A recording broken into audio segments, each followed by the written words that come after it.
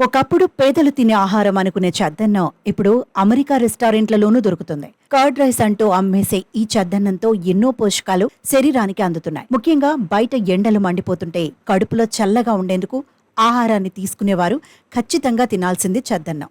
ఇప్పటి రోజుల్లో కాస్త మిగిలిన అన్నాన్ని బయట పారేసి దోశలు, పూరీలని పరుగులు పెడుతున్నారు. కానీ ఈ చద్దన్నం లాభాలు తెలిస్తే ఆ టిఫిన్ల జోలికే వెళ్లరు.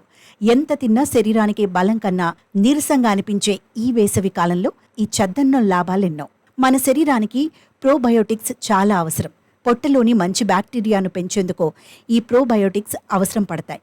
ఇవి జీర్ణశక్తిని మెరుగుపరుస్తాయి, ఎముకలను దృఢంగా మారుస్తాయి, శరీరానికి ఎంతో శక్తినిస్తాయి. కాలేయానికి చద్దన్నం ఎంతో మేలు చేస్తుంది. వేసవిలో నీరసం, బలహీనత త్వరగా వచ్చేస్తాయి. చద్దన్నం వల్ల ఈ సమస్య తగ్గుతుంది. చద్దన్నంలో కాల్షియం, ఐరన్, పొటాషియంతో పాటు ఎన్నో విటమిన్లుంటాయి. వీటిలో ఉల్లిపాయ, మిరపకాయ కూడా వేసుకోవచ్చు. కాబట్టి మరిన్ని పోషకాలు శరీరానికి అందుతాయి. వారంలో కనీసం 3 నుంచి 4 సార్లు చద్దన్నం తినడానికి ప్రయత్నించడం వల్ల అనేక సమస్యలు తగ్గుతాయి. శరీరంలో వేడి చేరదు, చలువ చేస్తుంది.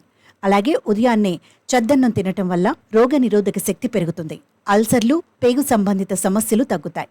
దీంతో పాటు చద్దన్నం వేసవి తాపం నుంచి తప్పించి శరీరానికి చలవ చేస్తుంది. పూర్వం అంతా ఉదయాన్నే దీన్నే తినేవారు. ఇప్పుడు టిఫిన్ అనే పేరుతో చాలా రకాల ఆహారాలను కడుపులో వేసుకుంటున్నారు. ఈ చద్దన్నాన్ని వేసవిలో ఖచ్చితంగా తినాలి. ఇది అందరికీ నచ్చుతుంది. పూర్వం శరీరానికి చలవ చేసేందుకు చద్దన్నాన్నే తినేవారు. పిల్లలకు కూడా ఈ అన్నాన్ని తినిపించటం వల్ల వేసవి తాపాన్ని తట్టుకునే శక్తి వస్తుంది. ఈ పెరుగన్నాన్ని తయారు చేసుకోవడం కూడా సులభమే. మెత్తగా ఉడికించిన అన్నాన్ని ఒక గిన్నెలో తీసుకోవాలి. ఈ అన్నంలో పెరుగు, రుచికి తగినంత ఉప్పు, సరిపడా నీళ్లు పోసి బాగా కలుపుకోవాలి. ఇలా కలుపుకున్న అన్నంలో ఉల్లిపాయ ముక్కలు, పచ్చిమిర్చి ముక్కలు, అల్లం ముక్కలు, మిరియాల పొడి వేసుకుని కలుపుకోవాలి.